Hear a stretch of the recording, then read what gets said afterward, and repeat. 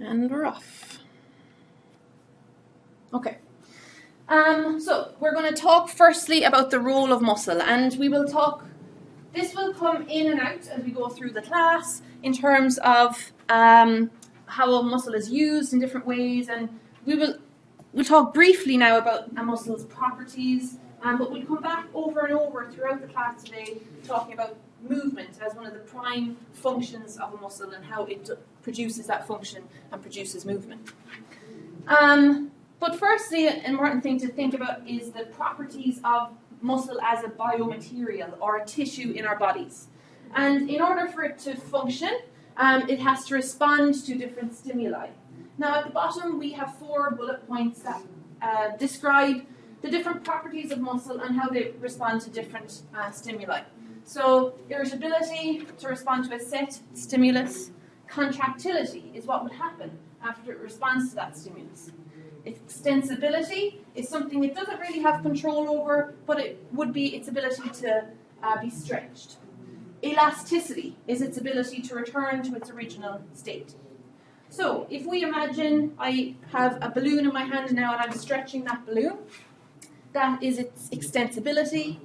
Returning to its original shape is its elasticity. So that should be something similar to what we talked about a little bit last week and the week before with stress and strain, so the change in length. So the main thing that we will recall or know that is very important for a muscle to be able to do is to produce force. But also it will maintain our posture, it will stabilize our joints, and it may have some other functions. So what other functions may a muscle have in the body? Some functions cross over with what the skeleton does. So what does a muscle do? So the skeleton, we say, has protection. It will protect our brain. Do we think any muscles provide protection? Yeah, we've nodding heads. Good. Everyone's afraid to get their voice on the recording. So muscles will perform some amount of protection. If we think about the rectus abdominis, it's supporting and protecting some of our inner organs like our intestines and so on. Obviously, the heart is one of the biggest and strongest and most endurance-based muscles in the body, and without that, we just couldn't function as human beings. So a lot of our organs are muscle. Support and protect organs, alter and control pressures within cavities. So our lungs, for instance, in order to take in and expel air, muscle contraction is going to produce that. It helps us to stay warm. If you were to go outside right now, which is pretty cold, and stay out there for 3 hours, by the time you came back in, what would you be doing? Shivering. Your muscles, without you telling them, are contracting and producing heat. They're trying to heat you up. It controls the entrances and exits to the body, so that's a very nice way of saying it allows you to eat and get rid of the waste after you eat. Muscles are controlling my ability to speak and tell you all of this amazingly new, probably not new information. So, muscle actions, these you know. You know that muscles have these roles: agonist, antagonist, and synergist. I'm not going to explain them in detail. I'm sure all of you are familiar with these and you covered them in depth in anatomy and kinesiology. The other aspect of muscles that you should be familiar with is the types of contractions they produce. And based on your answers to your test of prior knowledge quiz, most of you are very familiar with the types of muscle actions and can identify them. So with isometric, muscle length does not change. Concentric, the muscle length gets shorter. Eccentric, muscle length gets longer. So to test your prior knowledge on muscle actions, I want you to think about what this gentleman is doing at the bottom of the screen. Okay, so he's standing up from his chair and he's returning back down to his chair. So what would be the main muscle group if we had to identify? We don't need to name the specific muscle, but what is the main muscle group that is allowing him to stand up out of the chair? Okay, so I'll encourage you a little more. Can I get a show of hands for those of you who think it is the muscles in the front of the thigh, quadriceps, area? Can I get a show of hands for those of you who feel that's the main muscle group that will help him rise out of the chair? Okay. Can I get a show of hands for those of you who feel that it is the gastrocnemius, the posterior chain muscles that are going to help him rise from the chair? Okay, so we have some shows of hands. Okay, I would like everyone now to stand up from their chairs and sit back down 10 times and rethink your answers.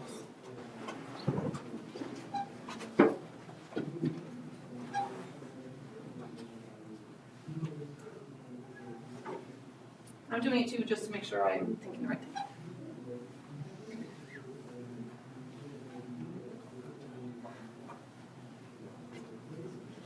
Okay, so we'll ask the same question. Show of hands for those of you who feel that the quadriceps are the muscles that allow you to stand up and sit down.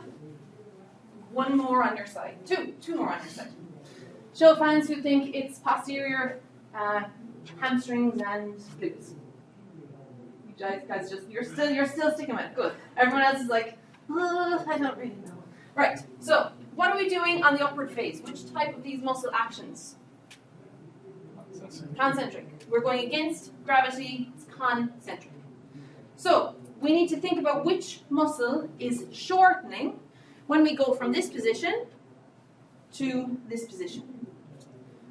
So what muscle is stretched right now? If I had to pick the front or the back, which ones are stretched? Back, posterior chain.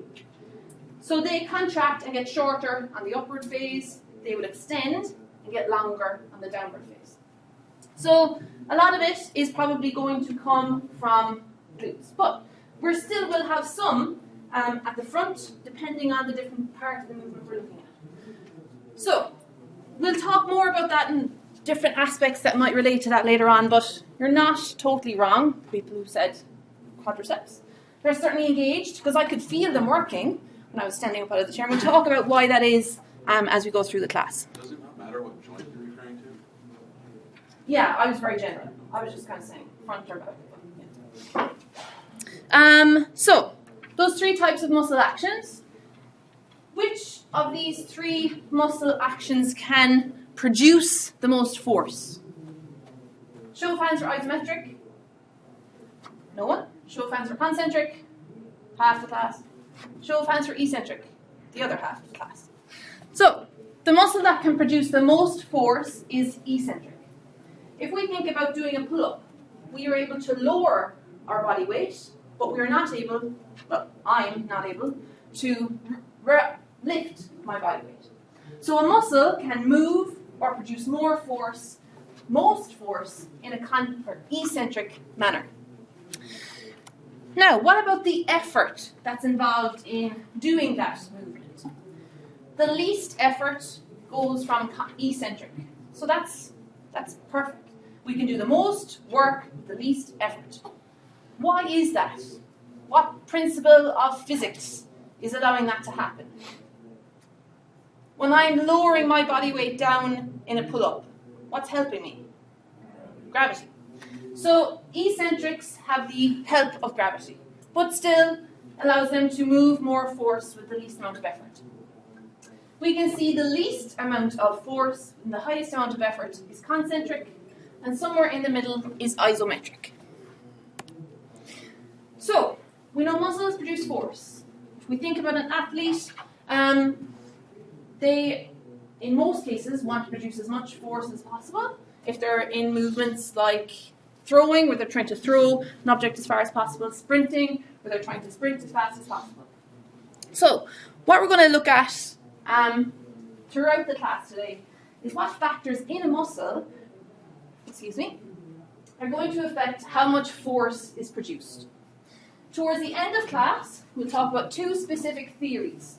Now, you will need to be able to explain and apply these theories, and there's 2 points on the study guide in relation to that.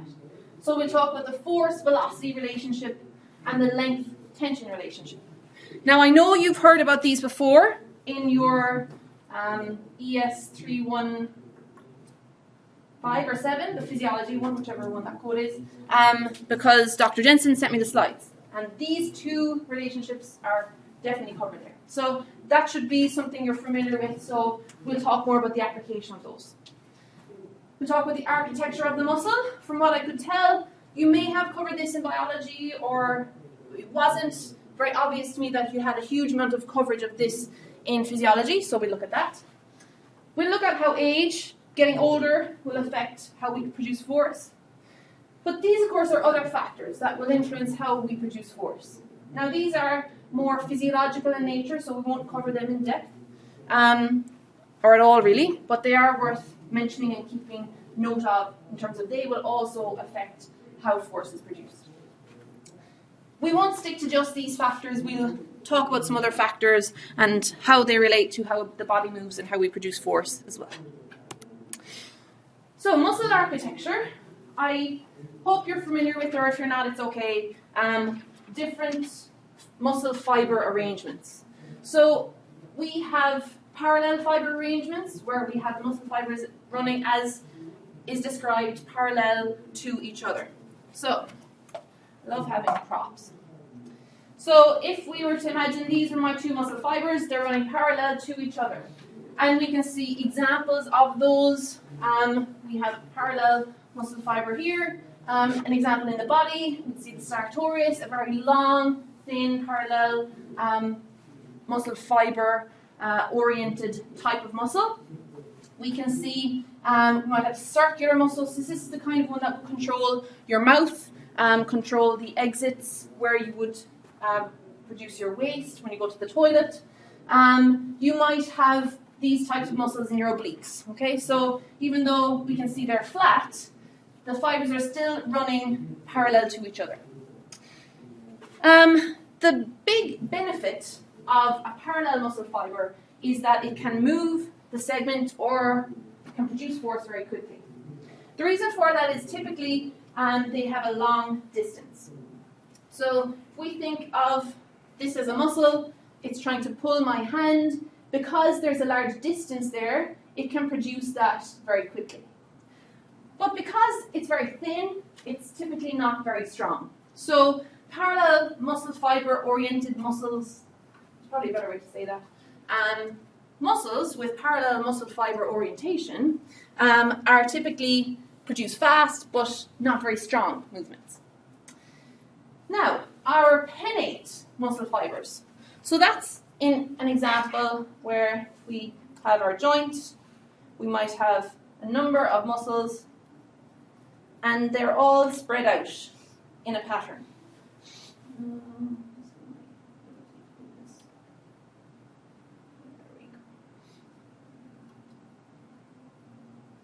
So instead of being parallel to each other, we can see that they're at angles to each other. Now that has its pros and its cons. So if I wonder if these work.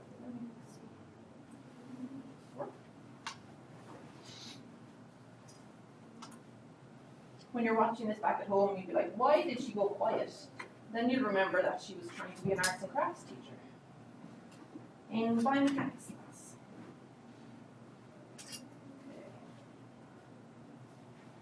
But you might remember the different colour balloons. So, we have one point of origin and our muscles are going out at angles. So they're not parallel to each other. Now, what is the straightaway an advantage you think that might give that muscle? Before there was only two. Now we have 3 fibers. So that's going to make it stronger.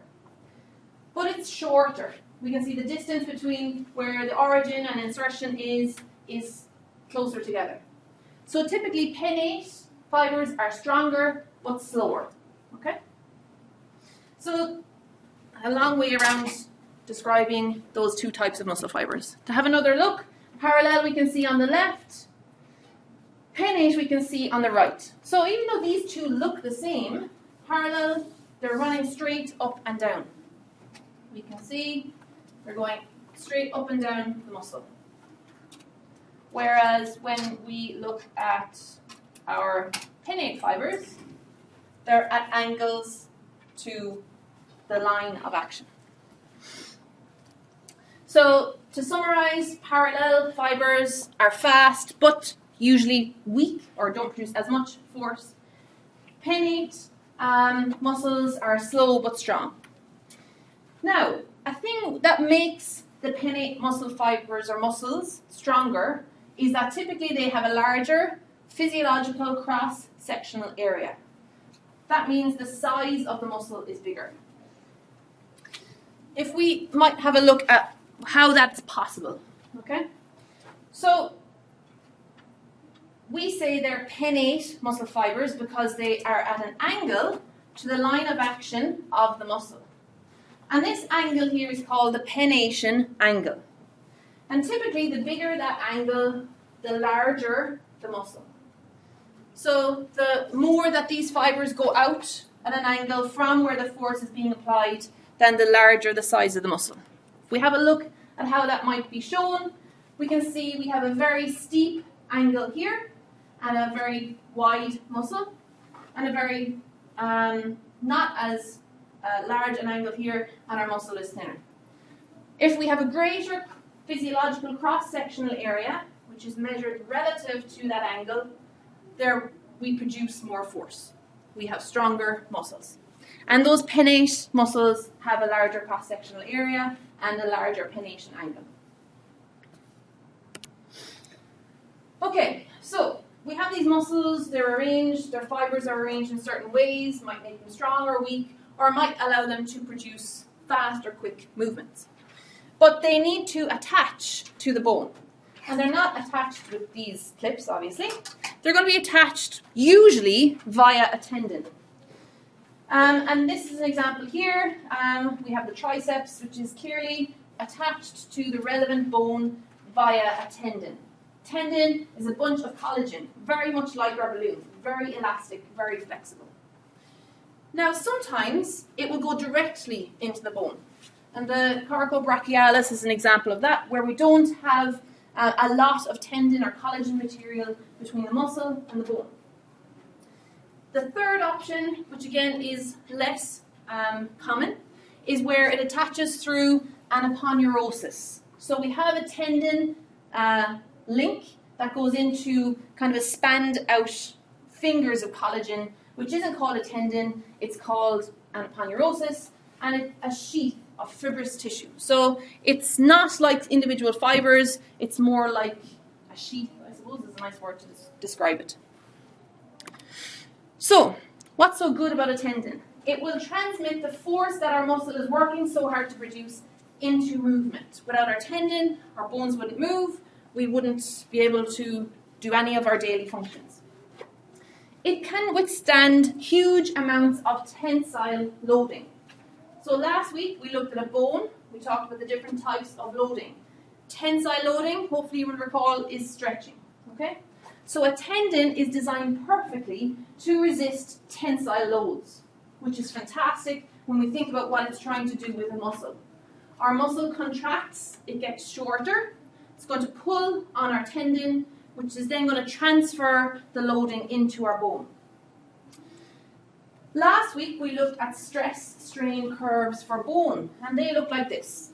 Okay? A stress-strain curve for tendon is very different. And the reason it's quite different is it's not really as flexible as an elastic band. It is elastic, but it wants to transmit as much force as possible. So if we think about this, it's folded over lots of times, and it will have some stretch, but not so much, because we're trying to get the work of the muscle to not just stretch the tendon, to move the bone. So the way it reacts to stress and the amount of change in its length is a different response to what we would see for bone. The musculotendinous junction, which is where the tendon attaches into the muscle, is the most vulnerable point of this whole system. And that's typically where we might see injuries, where we would see detachments between the tendon and the muscle. The tendon can absorb up to 4 times the force that a muscle can produce. So a tendon is really, really strong. So that's why typically if there's any tears or failures, it tends to happen where the tendon meets the muscle. Now, that tendon, we've said, is very elastic. It's stiff and it is going to act like a spring. A good way to visualize this is imagine your Achilles tendon. Okay, so going from the gastrocnemius into your heel. If we do hops, our muscle and the tendon act like a spring. As I land, they stretch, and then they respond and spring me back up into the air.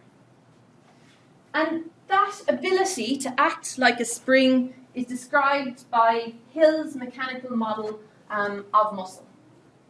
So we can see here nicely and clearly described as a spring. So we have the contractile component, that's the muscle. So what's going to happen? I'm trying to think of the best way to describe it. I'll sit here. So this is our muscle. Our muscle is going to contract, it's going to shorten. So when it shortens, what happens to this spring? It gets stretched, okay? So we have our spring here. Our muscle is contracting, it's getting shorter, so this spring is stretched. So if we think about what's happening when we land, our Achilles tendon is being stretched, okay? Now, when we contract, this is being stretched. When that lengthens, this part is being stretched. So to clarify, typically the series elastic component is the tendon, and the parallel elastic component is the connective tissue that surrounds the muscle. So we have the ability to absorb elastic energy in the muscle itself and in the tendon. So that means when our muscle is contracting, we're stretching the tendon, and when our muscle is stretched itself, it also stores elastic energy through its connective tissues. So the muscle acts very well as a spring and helps us to kind of utilize elastic energy in movements such as jumping, running, and other kind of cyclical activities.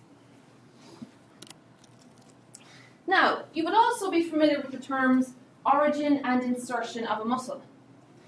And sometimes traditionally, it would be thought that the origin is the part that doesn't move, and the insertion is the part where we would see movement. And that might be the traditional way to try and define your origin and your insertion. But a more correct way to define an origin and insertion would be the origin is closer to the midline or proximal part of the segment, and the insertion is further away. Now, the reason we use that definition is that a muscle can sometimes work in different ways depending on the action that's being used. So if we think about the hip flexors, the psoas muscle, when we are doing a leg lift, the more proximal part of the muscle is stable and the distal part of the muscle is moving. So if we were to use the traditional definition, here's our origin and here is our insertion. If we're to use this definition, here's the origin, it is more proximal, closer to the top of the segment, and here is our insertion.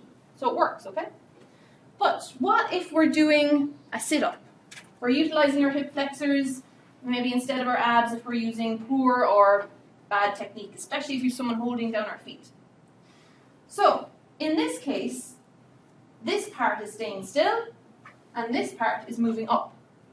If we were to use our traditional definition, this would be the origin because it's not moving, and this would be the insertion because it's moving. So this is why we want this type of definition for our origin and insertion. It gives us something that's stable regardless of how the muscle is being used. So muscle forces want to produce movement between two bones. Sometimes both of those bones move, but most of the time one is stationary and the other one is moving around that joint. So some biomechanical terms to become familiar with. We will talk about these a lot more when we do our kinetics lecture, which is later on in the semester. But to talk about muscle, it's really important to understand force. Force is what we would talk about in kinetics. And these are some terms that, especially torque, you should be familiar with from physics. Torque is going to be the force multiplied by the moment arm. The moment arm is the perpendicular distance from the pivot point, being the central point of our joint usually, to the line of action of the force. So the line of action of the force, in this case for the bicep, is the point of insertion, okay, for the bicep. Now muscle force is the amount of force that muscle will produce. The internal moment arm is what I've described, from the pivot point to the point of insertion of the force. The external resistive force is going to be whatever we're holding in our hand. If we're doing a bicep curl, it's the weight, 5 kilograms, 5 pounds, whatever heavier weights you'll be lifting. And we can see that's shown in red here. That's the external resistive force that's acting on the joint. And we have a different type of moment arm for that force. So each force has its own moment arm. The internal moment arm works with the internal force. The external moment arm, which will come out to this red line, works with the external force. Okay, so the key concept that we're looking at here is torque, where it is force multiplied by distance. That distance being your moment arm. So, why is this important? So, torque is essentially what we do when we produce movement at our joints. A muscle controls or creates movement through the development of torque. It is defined as the tendency of a force to produce rotation about a specific axis. So, the force is produced along a line of action. Now, this is slightly cut off, but I'll bring it up on the next slide, actually, to make it a bit clearer. So, this is our muscle again. This model is the bicep. And this muscle is producing force along this line of action. The torque is going to be the force that muscle produces by the perpendicular distance away from that point of rotation. So that seems logical enough, but what happens in the human body is this distance doesn't remain the same. If we look at these two positions of the arm, so on the left here, my arm is stretched out. I'm still doing the same thing. I'm producing a force here. I have my muscle. I'm tightening that muscle to move my forearm up. In this position, I have a smaller joint angle. So we can see my muscle, again, is going to be contracting to produce force.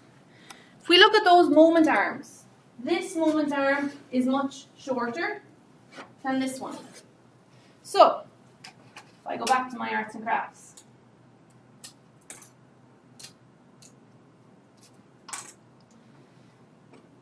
if I have a heavy weight hanging off the end of my goniometer here, and I want to lift it using my balloon, or whatever, or imagine this is my muscle. If I use the position it's currently at, so this position here, which is maybe 3 inches away from the point of rotation, I can produce that force. So I can move up that. Let me do this a bit better. Tie it on again. Okay, so I want to move my arm up, so I'm going to contract my muscle. My muscle is going to get shorter. Now, if I move that out, okay, so if I move my muscle further away from the point of rotation, do you think that's going to be easier or harder? Do you think it's going to be easier or harder for me to move it from that position? Easier? Okay, so let's try it in practice. Imagine our door is my hand. If you want to turn around and have a look. So, if I want to close this door, where is the best place for me to push it? Handle, here. This is why we have handles here, not in here. If I apply force very close to my pivot point, I can close the door, but it takes a lot of effort. If I apply the force here, it's very easy to close the door. So, what's changing is I have a short moment arm when I push the door here. I have a long moment arm when I push the door here. So, short moment arm, here. Difficult position to produce force. So when our arms are extended to that length, having this short moment arm makes that movement difficult. So that's why when we do our bicep curls, it's more difficult at the start and becomes easier as we go up into this more ideal position. Okay? So this internal moment arm is constantly changing as our joints are moving. You can kind of see that here. So this is the length of the internal moment arm. And we can see as that joint is flexing and extending, that internal moment arm is changing, making that movement easier or more difficult. Now, that's if our muscle works just on one joint. But thankfully, our bodies are very complicated, and some of our muscles work over two joints. We can see some examples on the slide of two jointed muscles.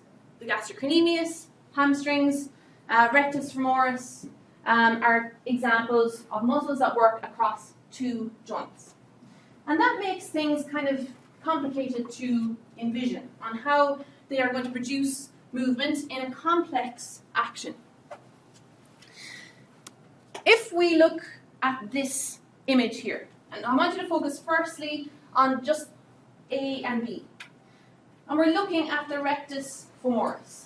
So, what two joints does the rectus femoris act on? Hip and knee.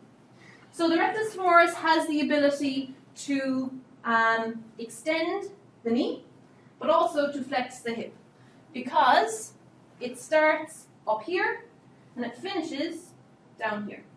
So if that tightens, it can straighten this out and bring this up. Okay? So because of its transposition across two joints, it can produce two movements. Which is the most likely movement for it to produce? Which is the easiest movement to produce if we think about moment arm? Which is it furthest away from? It's close to the hip. Okay? If we think about, so this is our origin, this is our insertion. If we think about where this insertion point is away from the point of rotation, it's very close to the point of rotation for the knee. It's very far away from the point of rotation from the hip. So what we're looking at here, and what's measured here, is the distance that this joint is away from the hip. So quite a substantial distance. Whereas it's relatively close to the rotation point of the knee. So it's more likely to work on the knee than it is on the hip.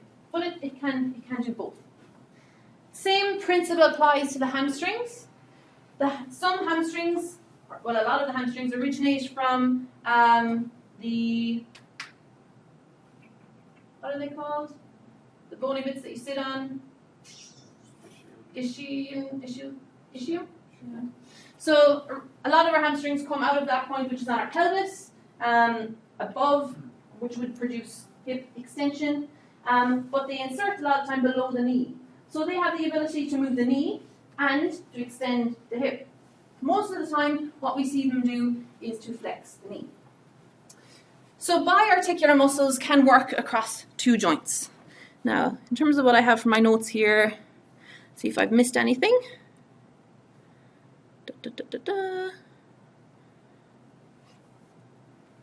I think that kind of covers that. So, what happens then in a complex movement like the jump? Now, I'm going to do my best to explain this to you, but if I still don't do a very good job and you're still unsure of how these types of muscles work in a movement like the jump, I'd encourage you to access this journal article online. It's very interesting if you have a kind of a interest in muscles, how they work, and especially in movements like jumping. So, we have our biarticular muscles that work in jumping. We have the rectus femoris, goes from above the hip to below the knee, so it has the ability to perform hip flexion as well as knee extension. Okay, so that muscle there goes across both joints. That's an important one to consider. The gastrocnemius will produce ankle plantar flexion and knee flexion. It's a very weak knee flexor because of how far away it is, but it it can produce knee flexion. So, if we think about what we are trying to do when we are jumping, if we think about coming from the bottom of our jump up. So when we're down at this point, what we're trying to do is forcefully extend our hip, knee, and ankle.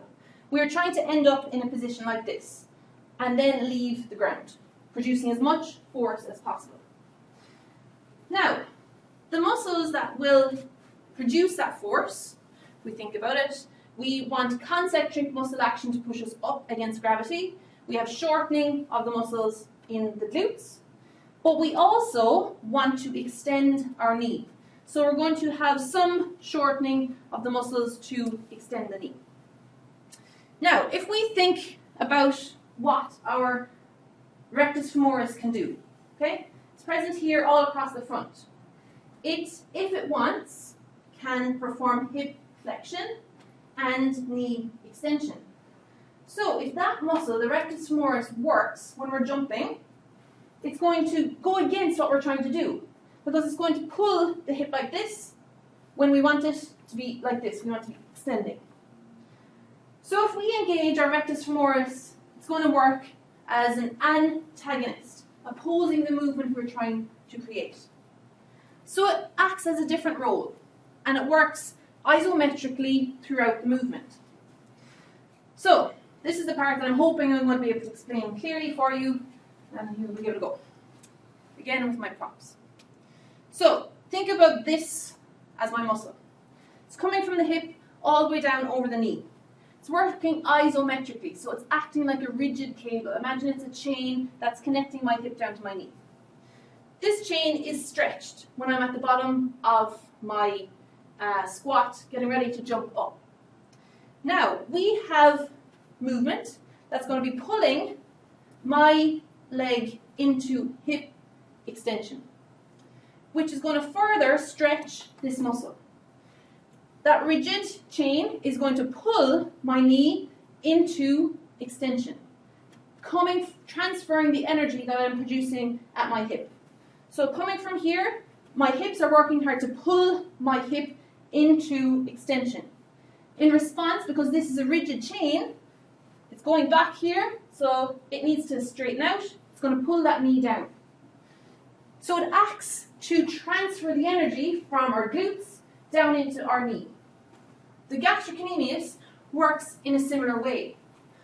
The extension we have coming from our knee, from our other quadricep muscles, is going to be transferred into plantar flexion because of the rigid chain that it produces when it works as an isometric action during jumping. So, because a muscle can work across two joints, it can sometimes interfere with the movement. If that rectus femoris muscle was to work actively, contracting during a jump, it would inhibit performance. It would not allow us to get a good full triple extension that we need to get a good jump. So if someone has poor muscle coordination, the rectus femoris muscle may not be working effectively. It may be on and trying to contract when we're jumping, when we either need them to be silent or working isometrically to help us transfer that energy down through the kinetic chain. One other thing to think about for those bi-articular muscles. Well, I'm trying to think, will I get someone to demonstrate, but it probably won't work when I do the demonstration, so I'll just do it on myself. Does anyone have little brothers or sisters or cousins, nieces or nephews? Yes, some?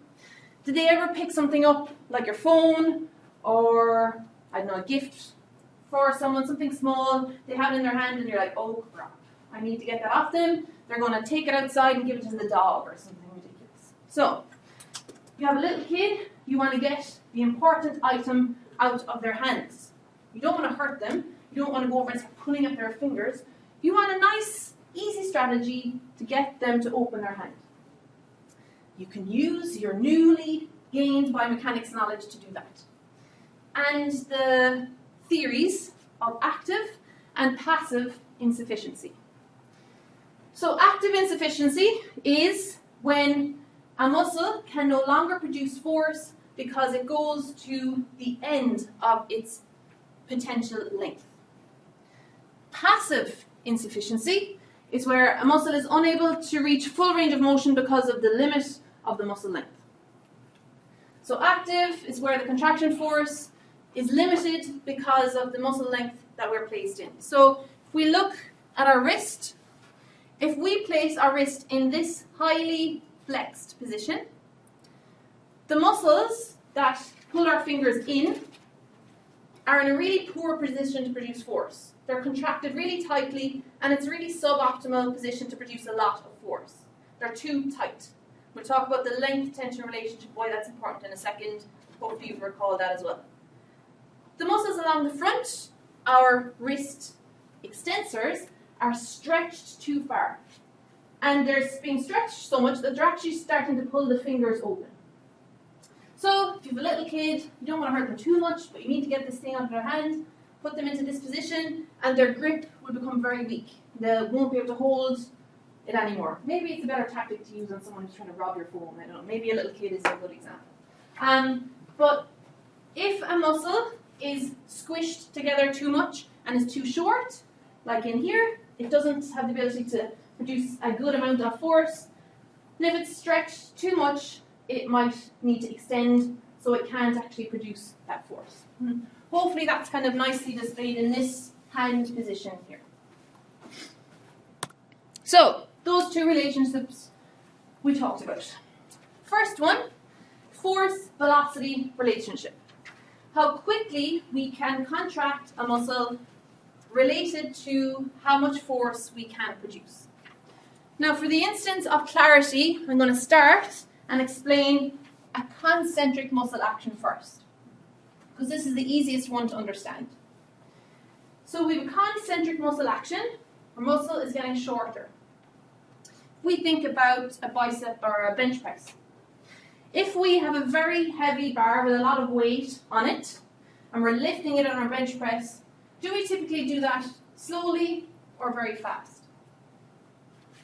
Heavy bench press, maximum, 1 rep max, slow. It's a very slow movement.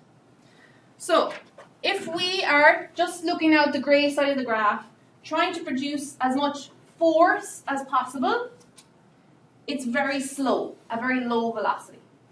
So, high force, low velocity. When we are doing a concentric muscle action, our muscle is getting shorter. Now, of course, if we're doing a bench press and we're only lifting the bar, or we're lifting a broomstick, we can do that very, very quickly because we are producing a low amount of force. So down here on the y-axis, low amount of force, high velocity. Okay? So that's easy to understand. Grey side of the curve here, concentric muscle action. But when we think about an eccentric muscle action, everything turns on its head. Now, if we think about eccentrics, we know they can produce more force. They can lower more force. So, you have that same barbell, and it is really heavy. It is your highest bench press you've ever done. Are you likely to lower that more quickly or lower it very slowly? Technically, in theory, the safest thing to do is to lower it slowly. But if we were to put way more than your capacity on that bar, it's likely that you want to lower it very quickly. Maybe an easier way to visualize it is if you pick up a dumbbell that is 100 kilograms. I speak in kilograms because I'm from Ireland, but also because it's a scientific unit of mass. So don't give out if I'm not saying pounds. So 50 kilograms, maybe that's not heavy enough for some of you, I don't know, but very, very heavy. As heavy as anything you've ever lifted before. And you want to lower that down. That's going to happen very quickly. It won't be very controlled, but it will be the optimal or the highest amount of force in an eccentric action will happen very quickly. Whereas if you just have a 1 kilogram dumbbell, you can easily lower that very slowly. So the velocity, force, relationship, or force-velocity relationship, is the balance between how quickly a movement happens and how much force is being produced or moved. And that is different, almost complete opposite, for concentric and eccentric muscle actions. Now, why is this the case? For concentric muscle actions, we need time. It's an active production of force. Those cross bridges that occur in sliding filament theory that I know all of you know very well, takes time for the actin and myosin to interact and create those cross bridge cycles. So that's why it's a bit slower when we're producing more force. Eccentric muscle action is passive. All that needs to happen is that actin and myosin need to release and let it go. And that can happen very quickly. So that's why concentric force production is slower, because the eccentrics rely heavily on passive movement. Now, what about our length-tension relationship? Again, you should be familiar with this. And our active and passive insufficiency is exactly what's happening here. What the other factor that's playing in here, tying everything together, is the length of our moment arm. So if we think about the bicep, this is the suboptimal position. Our muscle is very long. We imagine it here on this diagram. Let's cut off at the bottom. So this is the longest length of our muscle at part BD here. We can see our cross bridges can barely interact. So our muscle is overstretched. So that's suboptimal for our muscle interaction, our actin and myosin working together.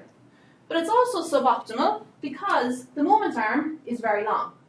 Is very short, which makes it difficult for us to start that movement. Now, if we come into the middle, option B and C, our cross bridges are overlapped nicely. So physiologically, we're in a good position to produce lots of force. Mechanically, we're also in a nice position. Our moment arm is much more affordable or better and allows us to produce force more effectively. Now, when we get up to this end of the spectrum, so I suppose A, when we're looking at here, is when our muscle is up in this position. Those cross bridges are totally overlapped. And there's no more space physiologically to contract that muscle anymore. So what's happening with our finger flexors in here? That muscle is too scrimped together. We don't have any more space to produce a good amount of force. And that's what we see in position A. So, length-tension relationship. The length of the muscle, for various reasons, mechanically or physiologically, is going to hinder the amount of force we can produce. Ideally, we want to be around B and C, this area here, to have a better amount of force production. Okay, so down here, we have passive insufficiency. Our sarcomeres are overstretched. We can't produce force. Down here, we have active insufficiency. Our sarcomeres are too overlapped. There's no more space for us to produce adequate force. Okay, so there are a lot of mechanical factors that influence how our joints move with our muscles and produce force. But there's some things we can't change or we can't train someone to do better, because everyone, every second of the day, is getting older. Some of us are older than others. And age is a factor that will influence our ability to produce force because of what happens to our muscles as they get older. Older people are predisposed to a condition called sarcopenia, which is the reduction in the size and the quality of a muscle. So we'll focus on the left-hand side of the screen for now.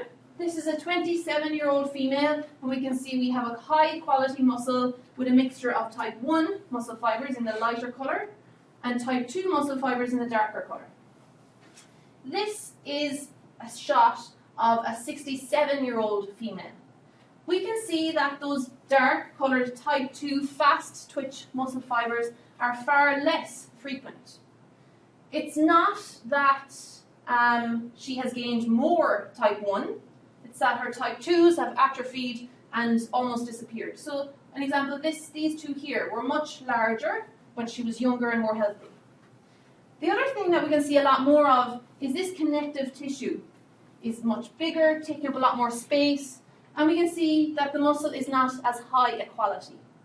These individual fibers are smaller in comparison to the size of those when she was younger. Now, this is kind of a similar example. 40-year-old triathlete. Somewhere in the middle of these two examples. This is a cross-sectional area of what the thigh muscle looks like. So we have the femur, and we have the various compartments of the muscles in the thigh. We can see a very high-quality muscle with a small amount of adipose tissue or subcutaneous fat on the outer layer. But what's really interesting to me, and is quite obvious when we compare these two, this is a 74-year-old sedentary man. So very poor quality muscle tissue, a lot of connective tissue in there. This muscle is not going to be very strong or very powerful. There's a lot of adipose tissue out here. So the size of this muscle is very small. But this is a man of similar age who's very active.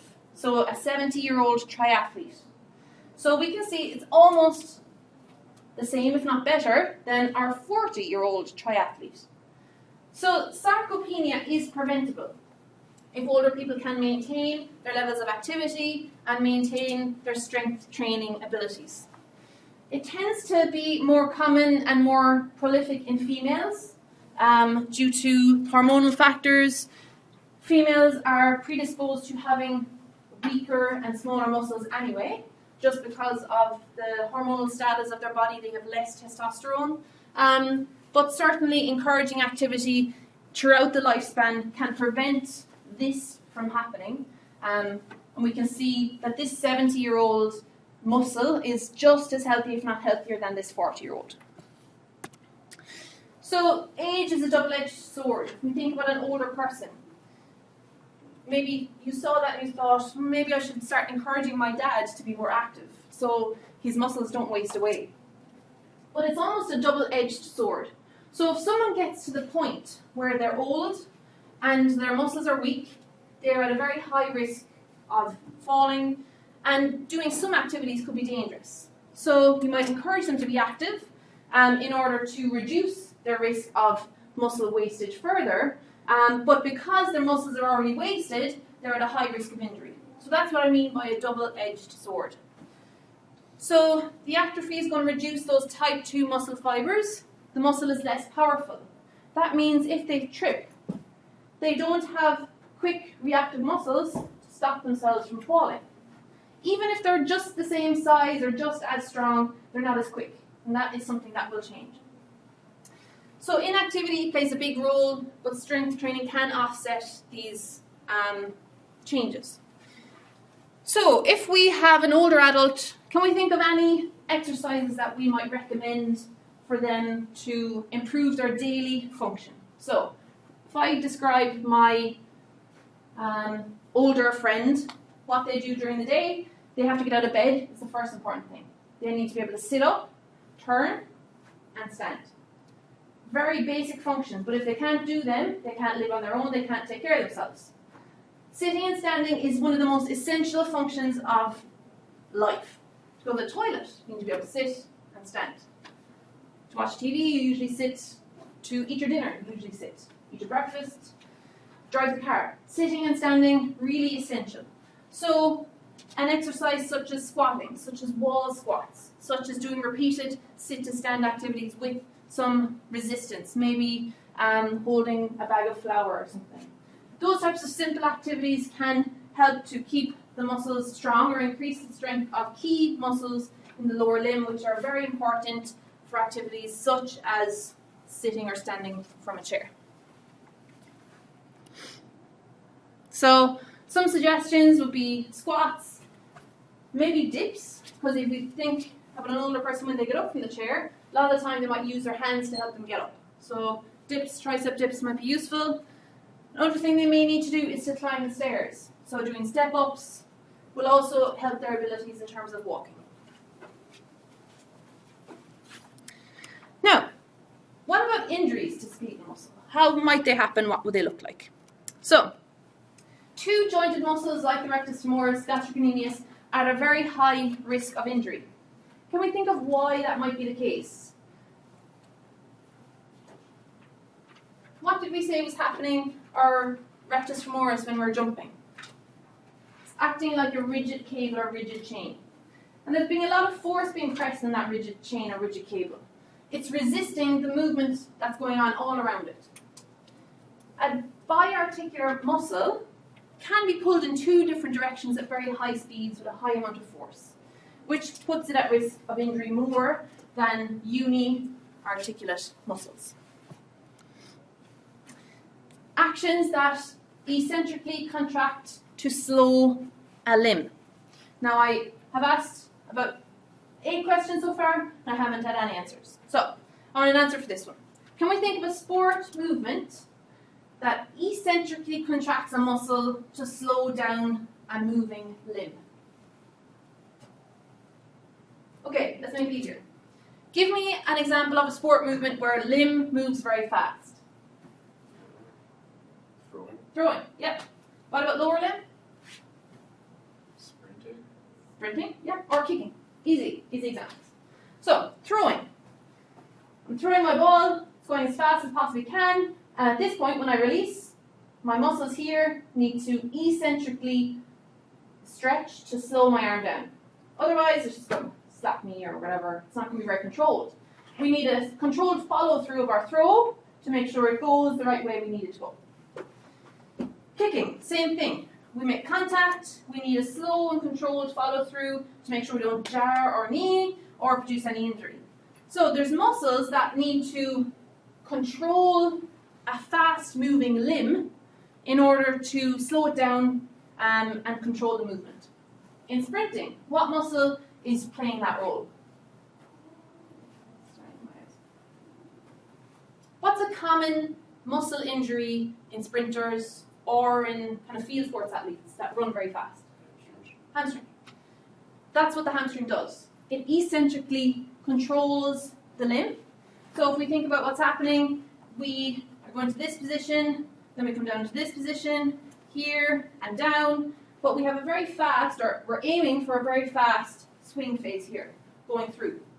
But we don't want it to be totally uncontrolled. It needs to get to this point, and then we need to bring it down to make contact again. So we're going to have hip flexion, but we need to slow down that hip flexion with our hamstrings in order to get that foot back down to make contact and push us off again. So hamstrings are vulnerable to injury for that reason. If our muscles are fatigued or weak, so we've talked about some kind of power activities, now let's think more about an endurance activity. If we are doing running or maybe cross-country skiing or any endurance activity, we are using muscles repeatedly, over and over and over again. And some of those muscles might become fatigued or weak during that process. If we have any imbalances where we might rely on one side of our body more than the other side of our body, it might lead to overuse or quick fatigue on one side, which might weaken the muscle or lead it to be at a high risk of injury. If we're performing a unique task for the first time, so if you tried to do a clean and jerk or a snatch, an Olympic weightlifting move that you've never done before, you're only lifting the bar, it's not that heavy, but it's a very powerful, very quick movement. If you're lifting any substantial weight, there's a very high risk of injury because your body isn't really used to the movement. It hasn't figured out the muscle coordination. It hasn't figured out how to use those rigid cables or those biarticular muscles very well. So if you have any weaknesses or those biarticular muscles, or if you're doing a movement where you need eccentric controlled loading, you might risk injury for some of these kind of things that we've already talked about when you're doing a new movement for the first time. If you're already injured, you're at a higher risk of re-injury, especially if you don't give yourself enough time to recover. So, how do we prevent these types of injuries? First, very important thing to prevent muscle injuries is warming the muscle up. If we imagine chewing gum and we stretch that chewing gum, it is easier to snap. If we're chewing that chewing gum in our mouth for an hour and then we stretch it, it'll stretch and stretch and stretch and stretch. So a muscle is not like chewing gum, but the same kind of principle applies. If it's warmed up, it's more elastic, it is less likely to have a failure or an injury. When we think about fatigue or weak muscles or already injured muscles, like any good training program, we need to have progressive overload. For our muscles to become stronger, we damage them a little bit every time we train them. And we need to make sure that we allow them enough time to rest and recover, so the next time we train them, they're a little bit stronger, but certainly not any weaker. We need to know our bodies, we need to know how our body moves differently for a muscle that's fatigued. I have dysfunction in my vastus medialis, which means when I run, I get pain because my patella doesn't track very well. So what happens is about 20-25 minutes into a run, this starts acting up, so I start moving differently. And if I had a coach on a bike next to me watching me run, he would be able to see that I was moving differently, because this muscle is weak, it doesn't work properly, and all of a sudden, instead of landing like this, I start to land like this, because my knee is experiencing pain, and this muscle is not working very well. So I'm landing with more flexion on this side, which means this hip is dropping, and I end up getting back pain a few days after. So, observing your body mechanics when you're fatigued can be a way of trying to prevent injury. I should know better, and I should probably only run for 20 minutes until I get this muscle stronger, and that's another part of this progressive overload. So, only going as far as your muscles can keep you moving in an efficient way that won't produce injury. The rest is kind of related to the overload. So, I didn't know if we'd have time for this, but we do, and I'm glad. So, what we're going to look at is this content I actually developed for one of the graduate classes I teach here, but it's very relevant to what we've just learned, and it's not something that's essentially on the study guide, but I think hopefully you'll find it interesting. So, if we think of a person doing a back squat, we can see that the load is present on their upper back, and that is the external force, okay? And that's acting down through this black line. Now, if we think about the joints that are working to allow us to complete this back squat, we have our hip present here, we have our knee present here. Now, we can see that the further away the hip is from the bar, the harder that joint has to work to produce force. If we think about the knee, we can see it's much closer. Sorry, it said the wrong thing there. So, in terms of the moment arm, we can see the moment arm is much longer here in terms of our torque. If we have the same force being applied at both joints here, then we can see we have a more effective lever and torque being produced in the hip. Now, if we have a look at some different body positions. So depending on how our body is positioned, we can change the length of those moment arms. So if I'm in a back squat and I'm very much leaned over like this, the bar is very far away from my hips. But if I can line myself up nice and straight, I can stack that weight, which is on my shoulders, right above my hips.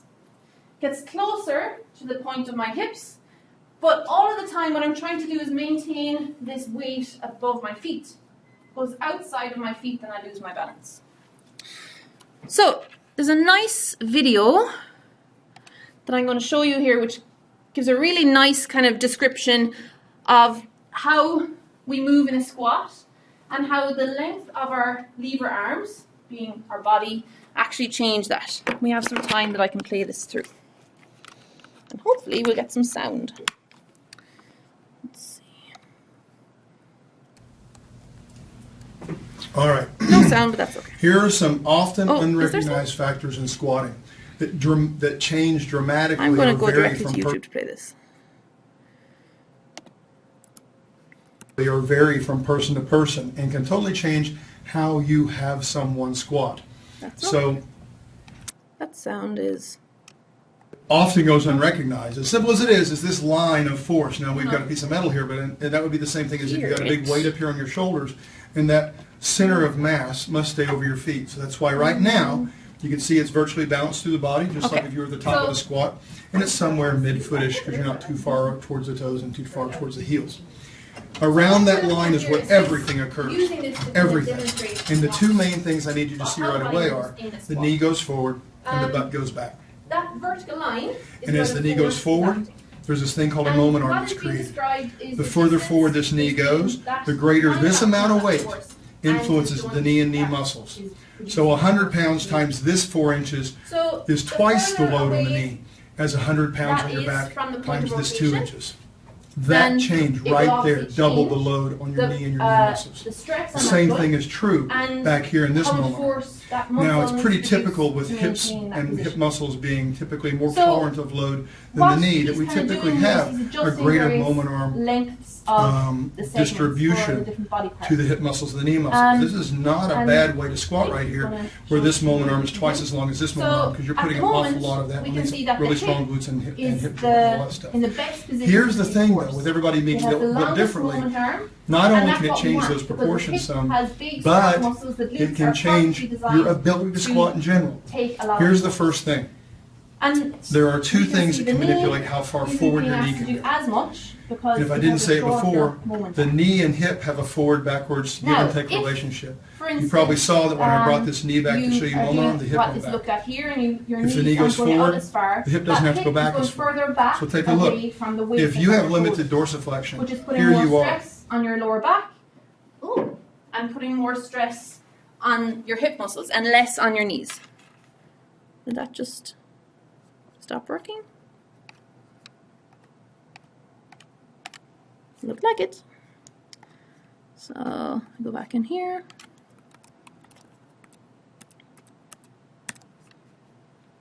You think it's because you're recording the thing? Maybe. All right. If you have limited dorsiflexion, here you are. So that's as far as your tibia can lean forward, then that's going to totally influence how far back your butt has to go. So right there, if I'm in a position dorsiflexion. Like this, keep in mind that your dorsiflexion could be limited by tight stuff. It could be limited by weak stuff, creating the tight stuff. It could be limited by structure inside of you without anything you can do about that, called like a bone spur in your ankle. So don't go around. Or the length of this segment, and as you notice, if I lift the heel, it travels forward. As it travels forward, the butt comes forward. Push the knee forward.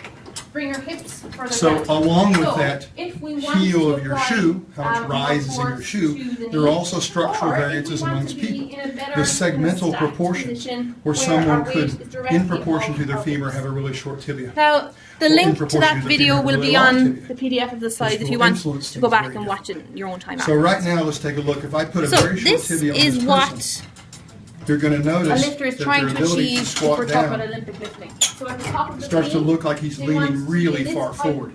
If this person's tibia was longer, they're just collapsing more, they're not necessarily leaning forward. That's going to totally change how it feels on their lower back. And they might be going, oh, squats are all in my back. Yeah, especially when you're built this way. And someone who's built differently, it will feel entirely different. They'll say, no, squats are always in the quads. Why don't you understand this? They don't get that the proportions are critical to this assumption and sensation. So, what happens if you're one of these people, and I'm going to exaggerate it, I'm not saying there's anybody exactly like this, but what if your femur was ridiculously long compared to this segment right here? You are never going to be able to squat all the way down. You're never going to be able to fold all the way down, ever. In order to get any lower than this, you're probably going to feel like you're falling. Most people with proportions that lean this direction will often say, I can't go any lower. Yet if you check their knee flexion, they have more than that. If you check their hip flexion, they have more than this. But their proportions do not allow them to go any further. Otherwise, they will fall down. If their trunk is short, it makes it even worse. If someone's trunk was so short that they had to put the weight roughly right here, they are bent forward and all they feel is low back and all they feel is hip. If, by contrast, you had someone with proportionally shorter femur, proportionally longer floor to knee, and proportionally longer torso in terms of where they can put the weight.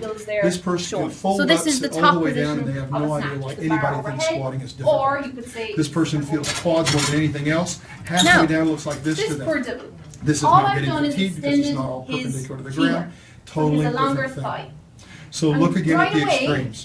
Here is an optimum squatting proportion. What's wrong with and of course, if you don't have any dorsiflexion, it still messes with you. So all of these factors are interdependent. But if I were to have a short trunk or put the bar really low and a proportionally long femur and a proportionally short tibia, this person hates squats. Get that bar over his feet. So he's back like this, he feels like he's falling, what's he going to do? So I don't know if you got a chance to take a look at the video we saw with this little guy, this little squat guy, and the proportions and how they influence things like someone's ability to squat. And that's really part of what makes something client defined, is taking a look at that individual and how they're built, what their individual ranges of motion are in individual joints, and figuring out whether they should be doing that or not.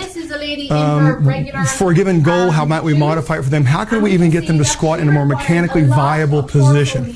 Now, I hear a lot of people say things like, well, that thing's a piece of metal, you know, and how does that relate to a real individual? And well, the thing is, it's meant to be a model representing skeletal proportions. And yes, there are other factors, like the range of motion we mentioned, but realize there's also structural influences in range of motion, as we mentioned in the video. And so this is a very real interpretation of how some people are built. Now, I've had some people say, I've never seen that before. It's only about dorsiflexion. I can't help it if you haven't seen that. We rarely see things that we haven't looked for. So if you didn't know this was an option, you may not have seen it in any of your clients. It might be right in front of your face all the time. So if you haven't seen it, I would suggest it's because you haven't looked, because I see it all the time, all over the place. So take a look at some friends of ours. I'll show you this one guy, and I hope you can see the video well enough. Let me make sure. So this guy's built, and you can look at his muscle and all that stuff. But the thing I want you to look at here in this particular video are his proportions. And when he gets down to the bottom here, you can see pretty plainly that his floor to, wish I could get that to stay off completely, go away, that his floor to knee is very different, in fact, slightly longer. And these are not high-heeled shoes, right? These are those Converse type guys. And his knee to hip femur is very, very different. He is really pretty built to squat, and even with that, he has to alter his center of mass to make it more forward to keep from falling down. Right, because if he brings his arm back, his center of mass will be behind that vertical restraint that I represented with that piece of metal. So this guy, you know, as he adds load, it's going to change his center of mass, especially as he adds it up high, it's going to change things. But he's going to go a little bit wider, and that's still going to alter his ability. And that's one of the things I wanted to talk to you guys about, is how you make adjustments on people. This little bit of width added in here, if I can back him up a second. It's not just about how your body aligns yourself. Oh, come on, dude. He adjusted his feet just a little wider, and it gives the perception that he's even shorter through here. So one of the things I probably wouldn't recommend is that you keep putting more and more stuff under people's heels. Pretty much what their shoes come with, a little bit of rise in their shoes, is enough for most folks, okay? The thing you can do is start to change the stance ever so slightly and check and monitor and see how it influences as you incrementally change the width of the stance as well as the slight angle of the stance. So that's pretty cool how that can create a foreshortening effect where the length of the femur alters the anterior-posterior influence of the knee and the hip. But take a look at this other guy, because there's a lot of people out there going, oh, I've never seen anybody like that. That doesn't exist. Those things are like you know, Loch Ness monsters. Those are myths. I want you to take a look at this guy on the way down here. And he has no shoes on, but I want you to start to see, you can tell already, his proportions, floor to knee, are very much unlike the previous guys. Really short right here, really long right here, and much like I showed you with the little squat dude here, the metal guy, we have the ability to adjust that on here, but he doesn't. His trunk length is really short. Now watch this poor guy as he squats down with his feet relatively close together, roughly hip width. So he gets down there, and guys, he is exactly like I showed you.